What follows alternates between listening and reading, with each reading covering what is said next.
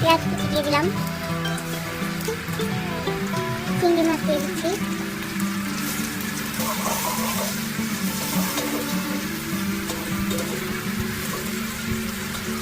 চিংড়িগুলো ভালো মতো ভেজে নেব।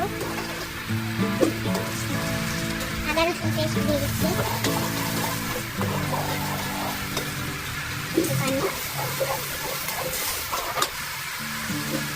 পরিমাণ মতো হলুদের গুঁড়া, পরিমাণ মতো মরিচের গুঁড়া,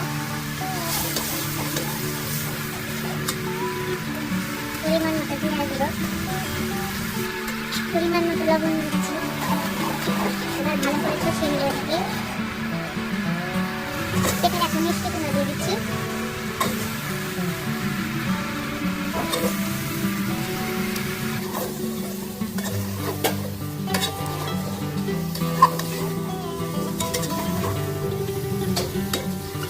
সামান্য একটু চিনি দিচ্ছি, এতে টেস্ট ভালো হয়।